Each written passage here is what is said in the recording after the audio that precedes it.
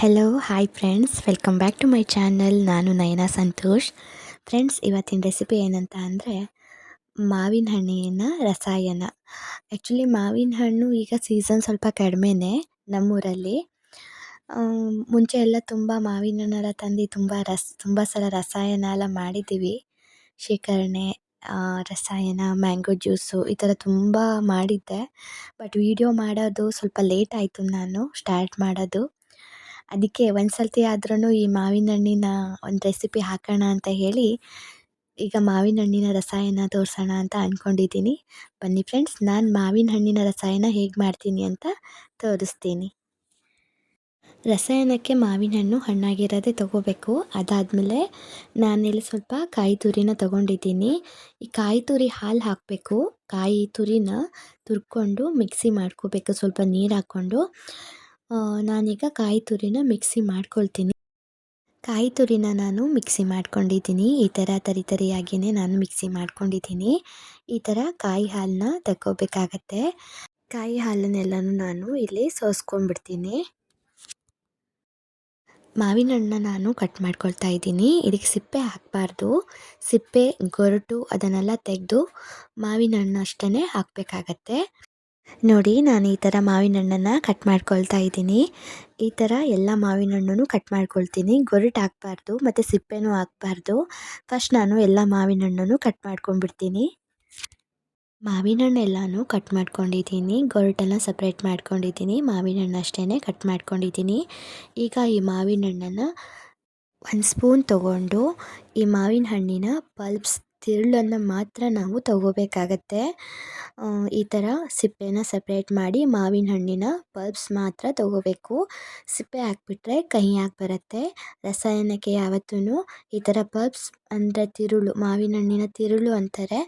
ಮಾವಿನ ಹಣ್ಣನ್ನು ಮಾತ್ರ ಈ ಥರ ತಗೋಬೇಕಾಗತ್ತೆ. ಸಿಪ್ಪೆನ ಸಪ್ರೇಟ್ ಮಾಡಬೇಕಾಗತ್ತೆ. ಇದೇ ಥರ ನಾನು ಎಲ್ಲ ಮಾವಿನ ಹಣ್ಣನ್ನು ತೊಗೊಂಡ್ಬಿಡ್ತೀನಿ. ಫ್ರೆಂಡ್ಸ್, ನಾನಿಲ್ಲಿ ಮಾವಿನ ಹಣ್ಣಿನ ಕ್ವಾಂಟಿಟಿನ ಸ್ವಲ್ಪ ಕಡಿಮೆ ತೊಗೊಂಡಿದ್ದೀನಿ. ನೀವು ಎಷ್ಟು ತೊಗೊಳ್ತೀರಾ ಅನ್ನೋದ್ರ ಮೇಲೆ ಕಾಯಿ ತುರಿನೂ ತೊಗೋಬೇಕಾಗತ್ತೆ. ಕಾಯಿ ತುರಿ ಹಾಲೂ ತೊಗೋಬೇಕಾಗತ್ತೆ. ಎಲ್ಲ ಮಾವಿನ ಹಣ್ಣಿನ ಸಿಪ್ಪೆ ತೆಗೆದು ಈ ಥರ ಹಣ್ಣನ್ನು ಮಾತ್ರ ತೆಗೆದಿಟ್ಕೊಂಡಿದ್ದೀನಿ. ಮಾವಿನ ಹಣ್ಣಿನ ಗೊರಟನ್ನು ಸಪ್ರೇಟ್ ಮಾಡಿಟ್ಕೊಂಡಿದ್ದೀನಿ. ನೋಡಿ, ಈ ಥರ ಗೊರಟನ್ನು ಮಾತ್ರ ಸಪ್ರೇಟ್ ಮಾಡಿಟ್ಕೊಂಡಿದ್ದೀನಿ. ಆಗಲೇ ರುಬ್ಬಿಟ್ಕೊಂಡಿರುವಂತಹ ಕಾಯಿ ತುರಿ ಹಾಲನ್ನೆಲ್ಲ ನಾನೀಗ ತಗೊಳ್ತೀನಿ. ಸಿಪ್ಪೆ ತೆಗೆದಿಟ್ಕೊಂಡು ಹಣ್ಣನ್ನು ಮಾತ್ರ ಇಟ್ಕೊಂಡಿದ್ದೀನಲ್ಲ, ಆ ಮಾವಿನ ಹಣ್ಣಿಗೆ ಈ ಹಾಲನ್ನು ಸೋಸಿ ಸೇರಿಸ್ಕೊಳ್ತಾ ಇದ್ದೀನಿ. ನೋಡಿ,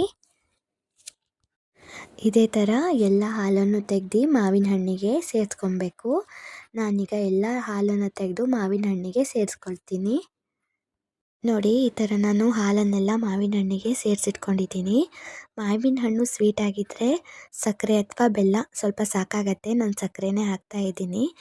ಅಥವಾ ಸ್ವಲ್ಪ ಹುಳಿ ಅಂತ ಇದ್ದರೆ ನಿಮಗೆ ಎಷ್ಟು ಸ್ವೀಟ್ ಬೇಕು ಅಂತ ನೋಡಿಕೊಂಡು ನೀವು ಸಕ್ಕರೆನ ಹಾಕ್ಕೋಬೋದು. ನನಗೆ ಇಷ್ಟು ಸಕ್ಕರೆ ಸಾಕು ಅಂತ ಅನ್ನಿಸ್ತು, ಯಾಕಂದರೆ ಮಾವಿನ ಹಣ್ಣು ತುಂಬ ಸ್ವೀಟಾಗಿತ್ತು. ನೋಡಿ, ನಾನು ಈ ಥರ ಸಕ್ಕರೆನ ಹಾಕಿಟ್ಕೊಂಡಿದ್ದೀನಿ. ಸಕ್ಕರೆ ಎಲ್ಲ ಹಾಕಾದ್ಮೇಲೆ ಸ್ವಲ್ಪ ಉಪ್ಪು ಹಾಕ್ಕೋಬೇಕು. ಉಪ್ಪು ಏನಕ್ಕಂದರೆ ಸ್ವಲ್ಪ ಸಕ್ಕರೆ ಉಪ್ಪು ಕಾಂಬಿನೇಷನ್ ಇದ್ರೇ ಯಾವುದೇ ಸ್ವೀಟ್ ಇದ್ರೂ ಚೆನ್ನಾಗಿರತ್ತೆ. ಯಾವುದೇ ಸ್ವೀಟ್ ಮಾಡಿದ್ರೂ ಸ್ವಲ್ಪ ಉಪ್ಪನ್ನು ಒಂದು ಚಿಟಿಕೆಯಷ್ಟು ಹಾಕಿದ್ರೆ ಸಾಕಾಗತ್ತೆ, ಇನ್ನೂ ಟೇಸ್ಟ್ ಜಾಸ್ತಿ ಆಗುತ್ತೆ. ನೋಡಿ, ನಾನು ಒಂದು ಚಿಟಿಕೆಯಷ್ಟು ಉಪ್ಪನ್ನು ನಾನು ಇದಕ್ಕೆ ಸೇರಿಸ್ಕೊಳ್ತಾ ಇದ್ದೀನಿ. ತೆಂಗಿನ ತುರಿ ಹಾಲು ಮತ್ತು ಸಕ್ಕರೆ, ಸ್ವಲ್ಪ ಉಪ್ಪನ್ನು ಸೇರಿಸಾದ್ಮೇಲೆ ಈ ಥರ ಮ್ಯಾಶರಿಂದ ಮ್ಯಾಶ್ ಮಾಡ್ಕೊಬೇಕು. ಈ ಥರ ಚೆನ್ನಾಗಿ ಮ್ಯಾಶ್ ಮಾಡ್ಕೊಬೇಕಾಗತ್ತೆ ಹಣ್ಣನ್ನು. ನೋಡಿ, ನಾನು ಈ ಥರ ಮ್ಯಾಶ್ ಮಾಡ್ಕೊಳ್ತಾ ಇದ್ದೀನಿ. ನೋಡಿ, ನಾನೀಗ ಎಲ್ಲ ಹಣ್ಣನ್ನು ಮ್ಯಾಶ್ ಮಾಡ್ಕೊಂಡಿದ್ದೀನಿ. ಈ ಥರ ಚೆನ್ನಾಗಿ ಮ್ಯಾಶ್ ಮಾಡ್ಕೋಬೇಕು. ಮ್ಯಾಶ್ ಎಲ್ಲ ಆದಮೇಲೆ ಇದಕ್ಕೆ ಯಾಲಕ್ಕಿ ಪುಡಿನ ಹಾಕ್ಕೋಬೇಕು. ಯಾಲಕ್ಕಿ ಪುಡಿ ಇಷ್ಟ ಆಗೋರು ಹಾಕ್ಕೋಬೋದು, ಇಷ್ಟ ಇಲ್ಲದೆ ಇರೋರು ಸ್ಕಿಪ್ ಮಾಡ್ಬೋದು.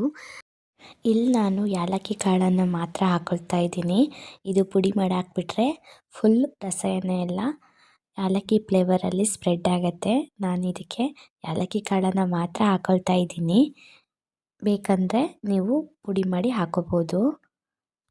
ಫೈನಲಿ ರಸಾಯನ ರೆಡಿ ಆಯಿತು. ನಾನೀಗ ರಸಾಯನನ ಸರ್ವ್ ಮಾಡ್ತೀನಿ.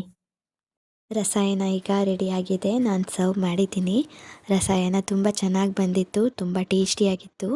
ನೀವು ಕೂಡ ಮನೇಲಿ ಒಂದು ಸಲ ರಸಾಯನನ ಟ್ರೈ ಮಾಡಿ ಹೇಗಾಗಿತ್ತು ಅಂತ ನನಗೆ ಕಮೆಂಟ್ ಮಾಡಿ ಹೇಳಿ. ನೋಡಿ ಫ್ರೆಂಡ್ಸ್, ಎಷ್ಟು ಚೆನ್ನಾಗಿ ಬಂದಿದೆ ಅಂತ.